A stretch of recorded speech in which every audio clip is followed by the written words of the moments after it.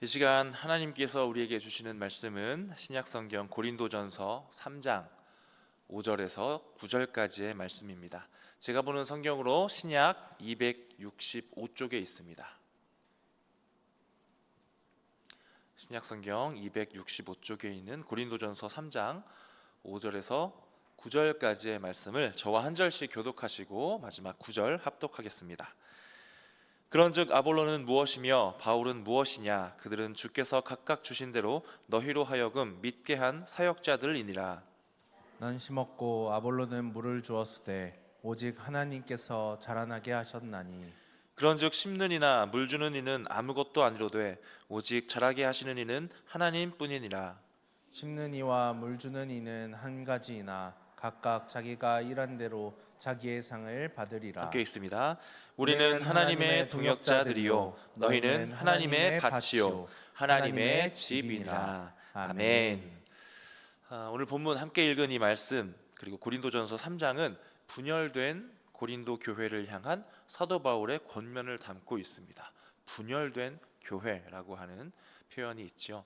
그 안에 여러 사람들이 편을 가르고 그 편을 가르는 기준은 그 교회의 지도자가 어떤 사람이 있으면 이쪽 지도자에게 따르는 사람, 또 저쪽 지도자와 함께하는 사람, 이렇게 서로 편을 가르고 분리되었었던 이때 당시에 고린도 교회를 향해서 사도 바울이 하고 있는 권면의 내용을 담고 있습니다. 당시에 이 고린도 교회는 예수님을 영접하였고 거듭나기는 하였지만 여전히 그들의 신앙의 단계는 초보의 수준, 어린아이와 같은 수준이었고 그들이 영적으로 더욱 성장하기를 추구하거나 영적으로 여러 가지를 분별하려고 노력하는 그런 모습보다는 여전히 세상적인 지식과 그러한 잣대를 가지고 모든 것들을 바라보고 있는 그러한 고린도 교회의 특징을 보여주고 있습니다. 그래서 하나님의 은혜와 예수 그리스도 그 십자가의 은혜를 먼저 생각하기보다는 사람의 일을 우선시하고 있었던 그때 당시 고린도 교회의 모습, 그리고 그들을 향해서 권면하고 있는 사도 바울의 말입니다. 하나님 은혜 앞에 비추어 봤을 때 아무런 공로를 우리는 내세울 것이 없습니다 라고 하는 사도 바울의 말이 쭉 이어지고 있는 것이지요. 사도 바울은 이러한 고린도 교회를 향해서 농사 짓는 일에 비유하면서 오늘 본문 말씀을 보면 또 이야기하고 있다라는 것을 발견하게 됩니다. 고린도 교인들이 편을 나누면서까지 지극정성으로 떠받들고 있는 그 교회의 지도자들, 그들의 리더들, 그 사람들은 사실 하나님의 도구에 불과하다라고 하는 그런 표현을 이야기하고 있고요. 그리고 오직 신앙의 성장과 열매를 맺게 하시는 분은 하나님뿐이다라고 하는 그 사실을 강조해서 설명해주고 있습니다. 그렇다면 이 말씀을 바라보고 있는 이 시대를 살아가고 있는 우리들, 이 교회를 다니고 신앙생활을 하고 맡겨진 사역과 봉사의 자리를 감당하고 있는 우리들도 과연 하나님 앞에 우리를 비추어 봤을 때 사람을 섬기지 아니하고 세상의 지식을 섬기지 아니하고 정말로 영이신 하나님을 섬기기 위해서 얼마만큼의 노력과 또 어떤 생각과 태도로 우리가 신앙생활을 해 나아가고 있는지를 함께 오늘 말씀을 통해 살펴볼 수 있기를 소망합니다. 그래서 이 시간에는 도구의 정체성이라고 하는 제목으로 함께 은혜 받고자 합니다. 교회 각 지체인 우리들, 그리고 여러 봉사와 직분이라는 그 자리에서 도구 역할을 감당하고 있는 우리가 과연 하나님께서 기뻐하시는 도구의 역할인지 함께 점검하면서 더욱 귀하게 쓰임받을 수 있는 저와 여러분들 될 수 있기를 주님의 이름으로 축원합니다. 오늘 말씀 다시 한번 보도록 하겠습니다. 먼저 5절 말씀 함께 읽어보도록 할 텐데요. 5절입니다. 시작. 그런즉 아볼로는 무엇이며 바울은 무엇이냐? 그들은 주께서 각각 주신 대로 너희로 하여금 믿게 한 사역자들이니라. 아멘. 여기 보시면 아볼로, 바울, 그 뒤에 무엇이며 무엇이냐 이렇게 표현하고 있습니다. 사람의 이름 뒤에 무엇이라는 단어가 붙으니까 조금 어색한 것 같습니다. 사람은 물건이 아니니까요. 누구냐라고 하는 게 좀 더 어울릴 텐데 무엇이냐 사람 이름 뒤에 붙였다라고 하는 것은 물론 문맥상 자연스럽진 않지만 그만큼 강조하고 있다는 것이죠. 무엇을요? 이 사람의 이름이 얼마나 뛰어나고 대단해 보일지라도 세상 사람들이 보기에는 이 사람, 이 이름만 들어도 참 대단한 인물이다, 대단한 지도자다, 그렇게 높임받고 칭찬받을 만한 인물이라고 할지라도 어떻게 해요? 하나님의 은혜 앞에 보았을 때 마치 물건, 이게 무엇이냐, 이 따위가 무엇이란 말이냐 라고 표현할 정도로 아무것도 아니다라고 하는 그러한 내용을 5절 말씀에 설명해 주고 있다라는 것입니다. 당신들이 그렇게 떠받들고 섬기는, 대단하다고 칭송하는 그 지도자들 아무것도 아닙니다. 이 부분에서 우리가 생각할 것은 무엇입니까? 하나님의 도구인 사역자. 이때도 이 지도자들이 사역자들이었죠. 우리들도 지금 이 시대를 살아가고 있는 우리 사역자들을 향한 우리들의 생각, 그리고 여기 계신 여러분들도 모두 사역자들이시지 않습니까? 평신도 사역자라고 하는 말이 있고요. 여러분들도 여러 가지로 전도의 활동에 애쓰고 계시고, 또 각자 가정에서, 또 각자 계신 곳에서 기도의 동역자로, 기도의 사역자들로 함께 신앙생활 해 나가고 있습니다. 그러니 우리 모두는 하나님 앞에 똑같은 사역자들이라는 것이죠. 오늘 말씀에 보면 아볼로는 무엇이며 바울은 무엇이냐 이렇게 말씀하고 있습니다. 이 표현을 그대로 바꿔서 우리에게 적용한다면 하나님 앞에 도구로 사용하고 있는 우리들이 과연 무엇이겠는가라고 하는 그런 문장으로 해석할 수가 있다라는 것이죠. 제가 계속해서 이제 도구라고 하는 단어를 말씀드리고 있습니다. 오늘 말씀 설교의 제목도 도구의 정체성이지요. 도구라는 단어를 한번 생각해 볼게요. 도구. 우리는 여러 가지 일을 함에 있어서 도구를 사용합니다. 이 도구를 잘 사용해야 목적하고자 하는 그 일을 잘 할 수가 있죠. 좋은 도구를 적재적소에 잘 사용하면 훨씬 똑같은 일을 하더라도 효율적으로 그 일을 잘 해낼 수 있습니다. 자칫 도구를 잘못 사용한다라고 한다면 아무리 좋은 도구여도 잘못 사용되어진다면 그 일을 그르치기까지 하는 그런 결과를 얻게 되지요.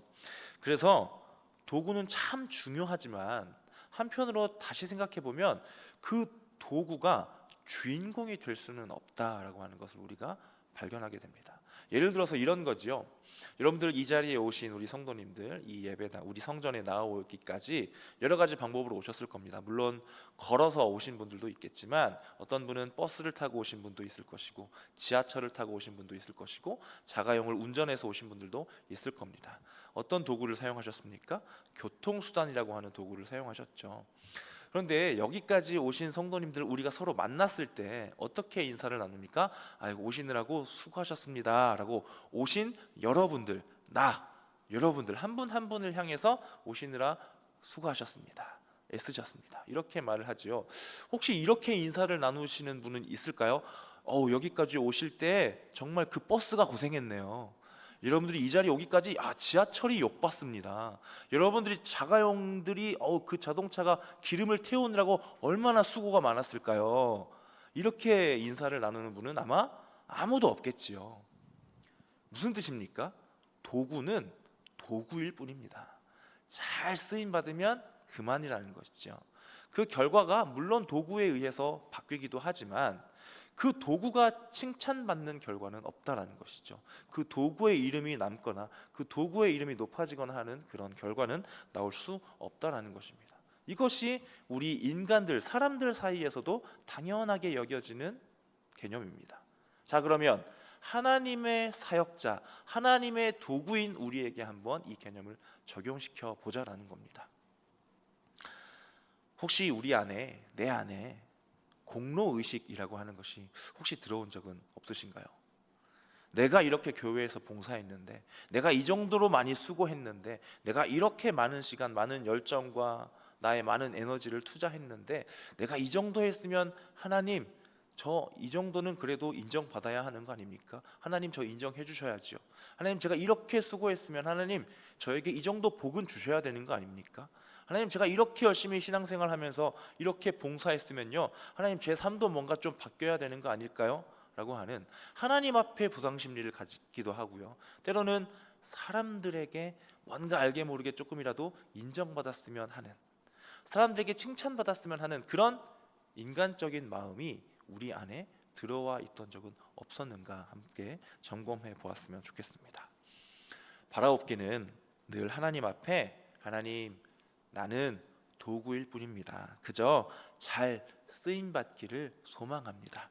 이 마음과 자세로 늘 한결같이 하나님 앞에 사용되어지기를 소망합니다. 그래서 사람에게 받는 칭찬이 아닌 하나님께 받을 만한 그런 칭찬, 하나님 앞에 만족하고 감사하는 저와 여러분들 되시기를 주님의 이름으로 축복합니다. 다음으로 6절 말씀과 7절 말씀을 또 같이 읽어보도록 하겠습니다. 6, 7절입니다. 시작. 나는 심었고 아볼로는 물을 주었으되 오직 하나님께서 자라나게 하셨나니 그런즉 심는 이나 물 주는 이는 아무것도 아니로되 오직 자라게 하시는 이는 하나님뿐이니라. 아멘. 우리는 심고 물을 주는 그런 역할을 감당하고 있습니다. 그리고 목표하고 있는 목적해야 할 일 무엇입니까? 자라나는 일. 그 일은 누구의 일이라고 말합니까? 하나님의 일이다라고. 그냥 하나님도 아니고 오직 하나님의 일이다. 하나님 밖에 다른 어떤 존재가 할 일이 아니다라고 이야기하고 있습니다. 한마디로 말해서 우리 소관이 아니다라고 그렇게 표현해주고 있는 것이죠. 자고로 훌륭한 일꾼이 되려면 자기의 소관이 어떻게 되는지 정확하게 잘 알아야 합니다. 나에게 어떤 일이 맡겨졌다면 그 일의 종류가 무엇인지 어떻게 해야 하는지 또 한 가지 중요하게 알아야 하는 게 있습니다. 그 일의 범위가 어디까지인지를 잘 아는 것이 내 소관대로 잘 일한다라고 그렇게 평가받을 수 있다는 것이죠. 이 종류와 방법과 그 범위를 무시해버린다면 자기 소관을 벗어나서 잘못 일하고 있는 사람, 그렇게 평가를 받게 된다는 것입니다. 그러면 여기에서 우리가 아까는 도구라고 하는 단어를 떠올렸다면 이번에는 선택이라고 하는 단어를 함께 떠올려서 생각해 보았으면 좋겠습니다. 선택, 여러 가지 중에서 한 가지를 택하는 것, 때로는 두 가지 중에서 한 가지, 아무튼 고를 수 있는 몇 가지 중에서 한 가지를 고르는 것, 그것을 우리는 선택이라고 하지요. 살아가면서 우리는 참 많은 선택을 하기도 합니다. 날마다 하는 선택, 뭐가 있을까요? 뭘 먹을까 하는 선택, 가장 고민 많이 하는, 그렇죠? 여러분들 하루에 3번 이상씩 꼭 고민하게 되는 선택, 무엇을 먹을까 하는 그런 것들부터 시작해서 참 많은 선택을 우리는 하면서 살아갑니다. 왜요? 하나님께서 우리에게 정말 감사하게도 큰 은혜를 주셨지요. 어떻게요? 우리를 꼭두각시로 만들지 아니하시고 로봇과 같은 그런 수동적으로 모든 것을 하는 그런 존재가 아니라 어떻게요? 스스로 능동적으로 할 수 있도록 자유의지라고 하는 큰 은혜를 주셨기 때문에 우리는 날마다 살아가면서 내가 원하는 대로, 내가 하고자 하는 대로, 목표하고자 하는 대로 설정하고 선택하면서 살아가게 된다라는 것입니다. 그런데요, 이 선택이라고 하는 단어 그 안에는 굉장히 중요한 조건이 한 가지 필요합니다. 무엇이냐면 선택은 선택할 수 있는 권한이 있는 존재가 선택할 수 있는 겁니다. 선택할 수 있는 권한이 있어야 된다는 거예요. 이게 무슨 말일까요? 우리는 하나님과의 여러 가지 관계가 있어요. 물론 정말 감사하게도 우리를 자녀로 삼아 주셔서 하나님의 아들, 딸이라고 하는 그러한 은혜의 관계도 분명히 있습니다. 그러나 우리가 날마다 입술로 고백하고 있는 또 중요한, 꼭 잊어버리지 않아야 할 관계 두 가지가 있죠. 무엇일까요? 왕이신 하나님 앞에 우리는 백성입니다. 그리고 나의 주님, 오 주님이라고 표현하잖아요. 주님의 주가 무엇입니까? 주인 할 때 주잖아요. 나의 주인이신 하나님 앞에 우리는 무엇입니까? 종입니다. 왕이신 하나님의 백성, 주님이신 하나님의 종, 그 관계로 보았을 때 우리에게는 하나님의 말씀 앞에 서서 무언가를 내 마음대로 선택할 권한이 있습니까? 없습니까? 우리에겐 선택할 권한이 없다라는 것입니다. 그런데 자꾸 우리는 어떻게 합니까? 하나님, 우리에게 맡겨진 어떤 일이 있을 때, 맡겨졌을 때 제가 봤을 때 이 일은 아닌 것 같습니다. 하나님, 제가 이 일 해봤는데요. 하나님, 이거 안 됩니다. 이거 해봤자 소용이 없을 것 같습니다. 너무 힘들기만 하고 결과가 안 돌아올 것 같습니다. 얼마든지 우리가 그런 예측을 할 수 있지 않겠습니까? 우리도 어느 정도 세상 가운데에서 배운 지식이 있고 지혜가 있고 또 교회 사역을 하면서도 소위 짬이 찬다라고 하죠. 네, 그렇게 연차가 차이고 해봤던 일이면 경험이 쌓입니다. 제가 해봤는데요. 하나님, 이거 아닙니다. 안 될 것 같습니다. 비슷한 새로운 일을 해보려고 해도 그런 마음이 우리 안에 생긴다라는 것이죠. 그렇게 해서 어떻게 합니까? 선택합니다. 무엇을요? 하지 않는 것을 선택하더라는 것입니다. 사도 바울은 우리를 향해서 오늘 말씀에 이렇게 이야기합니다. 우리는 아무것도 아니로돼 라고 말씀합니다. 도구인 우리가 선택해서는 안 된다라는 것입니다. 지금 같은 시대에 전도한다고, 우리가 길거리에 나간다고, 전도지 나눠준다고 전도가 될까? 에이, 이제는 시대가 달라졌지. 이 생각으로 맡겨진 우리의 영혼 구원, 그 사역을 하지 않는 것을 선택한다면, 그런 자꾸 하지 않으려는 존재가 되어버린다면 하나님 앞에 우리는 올바른 관계가 아니라는 것이죠. 부디 우리는 도구인 그 정체성에 걸맞게 선택이 아닌 순종으로 나아가는 저와 여러분들 될 수 있기를 주님의 이름으로 축복합니다. 다음으로 8절 말씀 함께 또 읽어보도록 하겠습니다. 시작. 심는 이와 물 주는 이는 한 가지이나 각각 자기가 일한 대로 자기의 상을 받으리라. 아멘. 우리가 바라볼 것이 무엇이라고 말씀합니까? 하나님께 받을, 각각 내가 일한 대로 하나님께 받을 나의 상이 있다. 그것을 기억해야 한다라고 말씀하고 있습니다. 이 상은 어디에서 받는 상일까요? 물론 우리가 신앙생활을 해 나아가면서 이 땅에서 받을 상들도, 누려야 될 것들도 있습니다. 이 땅에서도 우리가 하나님의 나라를 만들어가는 것이 맞겠지요. 그러나 우리가 궁극적으로 생각해야 될 상이 무엇인가라고 하는 그 말씀의 내용이라는 것이죠. 어디에서 우리가 상을 받습니까? 저 천국에서, 하늘에서 받을 그 상, 하나님께 받을 그 상이 우리의 가장 궁극적이고 가장 최종 목적지, 가장 최종의 목표라고 하는 것입니다. 근데 말씀에서 이야기하는 이 상, 하늘에서, 천국에서 받을 상과 우리가 땅에서 받을 상을 우리는 자꾸 비교하는데요. 근데 비교를 해보면 어떤 상을 훨씬 더 많이 원하고 소망을 두고 기도하는 분량이 많은 것 같으십니까? 하늘입니까? 땅입니까? 솔직히 어떤 내용을 가지고 기도의 시간이 더 많은가 살펴본다면 이 땅에서 받을 상에 대해서 우리가 어쩌면 압도적으로 많은 시간을 더 기도하지 않을까라고까지 한번 생각을 해봅니다. 그럼 비교해 보겠습니다. 하늘에서의 받을 상과 땅에서의 받을 상, 이 땅에서의 받는 상은 얼마 동안 받을 수 있을까요? 요즘 뭐 100세 시대를 이미 뛰어넘었다라고 이야기합니다. 뭐 그래도 평균 100세라고 생각해 보면 몇 년 동안입니까? 100년 동안입니다. 100년 동안 우리가 이 땅의 상을 받을 수 있죠. 자, 그러면 저 하늘에서 받을, 천국에서 받을 그 상 얼마 동안 받을 수 있을까요? 영원히 받을 수 있습니다. 이게 100년이면 영원히는 어떻게 표시를 할 수가 없네요. 영원이니까요. 안 끝납니다. 이 화살표가요. 비교가 되십니까? 네. 비교가 되지 않음에도 불구하고 우리는 이 엄청난 걸 잊어버리고 이걸 바라본다는 것이죠. 땅에서 받을 상에 우리가 집중할 때가 많다라는 것입니다.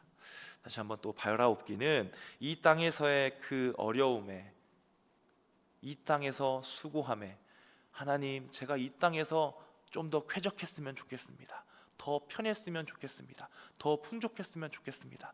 그 기도 물론 필요하지요. 그러나 그것보다 우리의 더 깊숙한 중심과 우리가 더 하나님께 추구해야 할 것은 무엇입니까?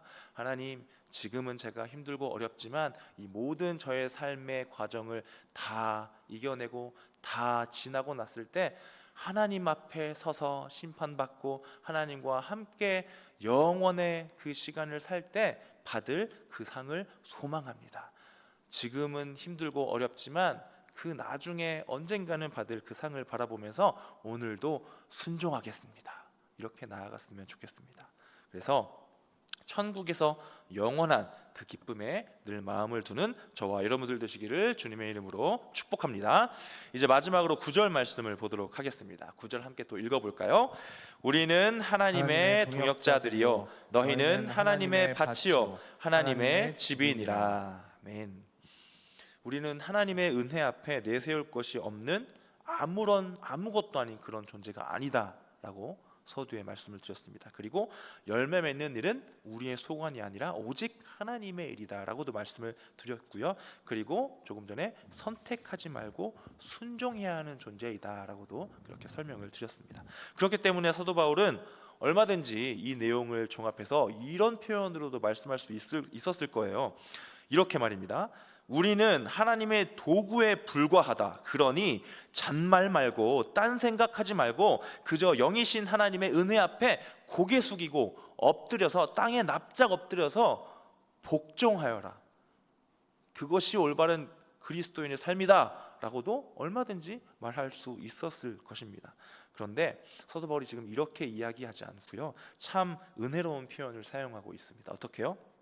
우리가 하나님의 동역자랍니다. 우리를 향해서 하나님의 동역자라고 그렇게 표현하고 있습니다. 그저 쓰임받고 버려지는 그런 일회용 도구, 한번 쓰고 버려지는 그런 도구가 아니라 계속해서 함께하는 동역자라고 표현하고 있습니다. 또 어떻게 이야기합니까? 하나님의 밭이고 집이랍니다. 일을 하려면 무엇이 있어야 됩니까? 씨를 뿌린 밭이 있어야죠. 밭이 없으면 어떻게 일을 합니까? 우리가 없으면 일이 안 된답니다. 우리가 있어야 씨를 뿌릴 수 있는 하나님이시다. 우리와 함께 일하는 것을 기뻐하시는 하나님이다 라고 하는 내용을 이렇게 감사하게 은혜로운 표현을 하고 있고요. 그리고 집은 어떠한 곳입니까? 하루 종일 수고하고 땀 흘리며 일을 했으면 집에 돌아가서 쉬어야죠. 그래야 다시 새 힘을 얻어서 일을 할 수 있지 않겠습니까? 우리가 그런 존재랍니다. 하나님과 함께 다시 쉼을 얻어서 새 힘을 얻어서 하나님께서 원하시는 그 일을 계속해서 해 나아갈 수 있는 그런 존재들이다라고 그렇게 참 은혜로운 표현으로 말씀하고 있다라는 것입니다. 얼마나 감사한 일인지요. 우리를 그렇게 엄청난 존재로 만들어 주신, 함께 해 주신 하나님 아버지의 그 은혜를 날마다 발견하는 그러한 은혜의 삶으로 나아가는 저와 여러분들 될 수 있기를 소망합니다. 한 가지 이야기 들려드리면서 이제 말씀을 한번 정리해 보고자 합니다. 우리가 도구의 정체성을 갖고 살아가야 합니다. 물론 그렇게 열심히 순종하고 살아감에도 불구하고 우리 육신의 눈에 보이는 어떠한 일들은 때로는 참 답답할 정도로 참 변화되는 게 아무것도 없어 보일 때도 있고, 오히려 내가 수고하고 노력한 만큼 뭔가 나오기는커녕 오히려 더 안 좋은 방향으로 흘러갈 때도 있습니다. 그럼에도 불구하고 우리는 끝까지 믿음을 지켜가면서 나를 도구로 사용하신 하나님께서 분명히 나는 이제 씨를 뿌리고 물을 주었으니 자라나게 하시겠지라고 하는 그런 마음으로 끝까지 나아가야 할 것입니다. 그래서 제가 한 가지 이야기를 들려드리려고 해요. 아마 들어보신 분 있을 겁니다. 우리 교회 근처에 어느 한 빵집 사장님 이야기예요. 지금은 우리 교회에 등록하셔서 정말 열심히 사역하고 있는, 봉사하고 계신 우리 교회 집사님이 계신데요, 이 집사님이 우리 교회에 오시기까지 어떻게 오게 되었는지 그 과정, 아마 우리 담임 목사님께서도 한번 설명을 해주신 적이 있어서 기억이 나실 겁니다. 이 집사님이 우리 교회에 등록하시기 전에 이제 이 지역을 두루 다니시면서 이제 출석할 교회를 찾고 계셨다라고 합니다. 그러다가 이 빵집에 들러서 사장님과 이제 이런저런 대화를 나누시면서 혹시 이 근처에 다닐 만한 교회 있으면 한번 추천해 주십시오, 이렇게 물어보셨겠죠. 그랬더니 이 빵집 사장님이 뭐라고 하셨다는 거예요? 저기 가좌제일교회라고 하는 곳이 있는데 그 교회 참 좋은 교회 같아 보입니다. 그곳으로 한번 가보십시오 라고 그렇게 권면을 받았고, 그래서 집사님이 실제로 우리 교회에 와 오셨더니 아, 정말 좋은 교회구나 라고 마음이 아파져서 그렇게 등록을 하셨고, 지금 정말 여러분들 뭐 이미 누군지 알고 계시는 분들도 있을 겁니다. 정말 열심히 봉사하고 있고요, 정말 열심히 신앙생활을 하고 있는 우리 집사님이 계셔요. 저는 이 빵집 사장님에 대해서 참 여러 가지 생각을 해보았습니다. 근데 알고 봤더니 이 빵집 사장님이 교회를 다니는 분일까요? 안 다니는 분일까요? 안 다니는 분이래요. 네. 교회를 다니지 않고 신앙생활을 하지 않는 빵집 사장님이랍니다. 그런데 이분이 어떻게요? 어디 교회가 좋은 교회라고, 그것도 우리 가자지엘 교회가 좋다고 추천해 주셨다라는 겁니다. 저는 이 이야기를 들으면서 어떤 생각이 들었냐면요, 아, 하나님께서 그동안 솔직히 우리가 매주 전도를 나가고 생수 전도를 하고 길거리에서 섬김 전도 쓰레기를 줍고 코로나 시절에는 그 버스 정류장을 막 걸레로 닦기도 하고 했었던 그러한 사역들, 솔직히 우리 눈에 뭔가 확 드러나는 그런 결과가 보이거나 잡히지 않기 때문에 참 우리가 드는 이 에너지와 시간과 우리의 노력에 비해서 많이 아쉽다라고 생각했지만, 이 사장님의 이야기를 들으니까 와, 하나님이 이렇게 대단하게 역사하고 계셨구나라는 그런 깨달음을 얻게 됐습니다. 그래서 저는 이 사장님을 생각하면 이런 상상까지 하게 돼요. 어떻게요? 물론 저는 바라옵기는 이 사장님이 속히 빨리 빠른 시일 내로 우리 교회에 출석하실 수 있기를 소망합니다. 그렇지 않으시더라도 다른 교회라도 가셔서 언젠가는 정말로 예수님을 영적으로 영접하시고 신앙생활 하게 되는, 예배자가 되는 그러한 날이 속히 오기를 기도해 봅니다. 바래 봅니다. 그러나 또 한편으로는 이럴 수도 있을 것 같아요. 그분이 정말 이렇게 우리 가자지엘 교회를 좋은 교회로 보셨던 것처럼 교회를 향한 좋은 마음은 있지만 이 땅에서의 수명이 다할 때까지 교회를 안 가실 수도 있지 않을까, 얼마든지 그런 가능성은 있죠. 수명이 다해서 삶이 다할 때까지 하나님을 영접하지 않는 그런 삶을 살다가 죽게 된다면, 그러면 이 빵집 사장님은 어떠한 일이 그 뒤에 있을까요? 언젠가는 심판의 날, 그때 심판대 앞에 서시지 않겠습니까? 그런 상상을 해보면서 근데 그때 이분이 이럴 것 같다라는 생각이 들었어요. 어떻게요? 심판대 앞에 서서 그분이 이렇게 말하는 겁니다. 우와, 가자지엘 교회 사람들이 이야기하던 게 진짜였네요. 와, 진짜 심판이 있구나. 그러면 제가 지금까지 솔직히 저 땅에서 살면서 제가 믿지는 않았지만 제가 진짜 이 일을 경험하고 나니까 이제는 그 가자지엘 교회 성모님들이 얘기했었던 거를 진짜로 믿어지네요. 그러면 제가 지금부터라도 예수님을 영접하겠습니다. 제가 지금부터라도 하나님을 믿겠습니다. 그렇게 고백하고 천국에 입성하는 그러한 역사가 일어날 수 있지 않겠습니까? 저는 개인적으로 그렇게 상상을 해보았다라는 것입니다. 우리가 감당하고 있는 이 사역들, 이 영혼 구원을 향한 그 열심과 수고와 노력이 이렇게 열매 맺고 있는 줄로 믿습니다. 우리의 눈에는 보이지 않지만 우리가 알게 모르게 우리가 생각할 수조차 없는 더 큰 역사하심으로 함께하고 있는 하나님의 그 손길을 바라보면서 믿음으로 나아가는 저와 여러분들 되시기를 주님의 이름으로 축복합니다. 오늘도 수요 전도대를 나갔고요. 또 다음 주에는 부흥회가 있습니다. 이번 주 마지막으로 홍보를 하고 있고요. 과연 우리가 이렇게 한다고 해서 이 지역에 정말 복음이 회복될까? 정말로 복음이 다시 한번 불씨가 일어날 수 있을까?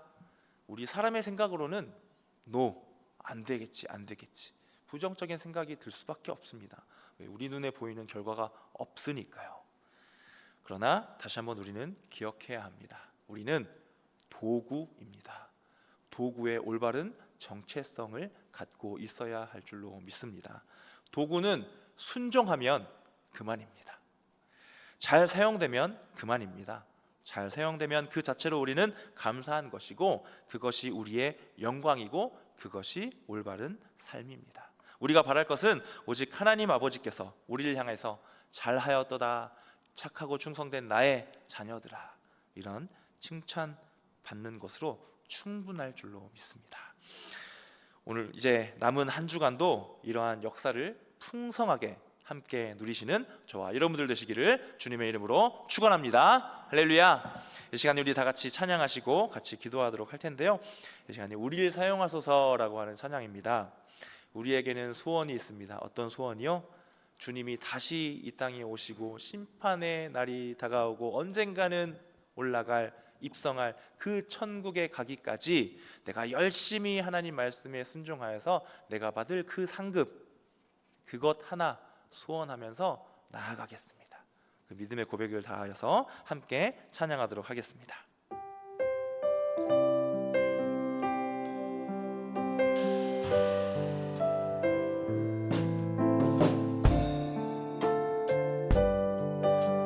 함께 찬양할까요? 우리에겐 소원이 하나 있네.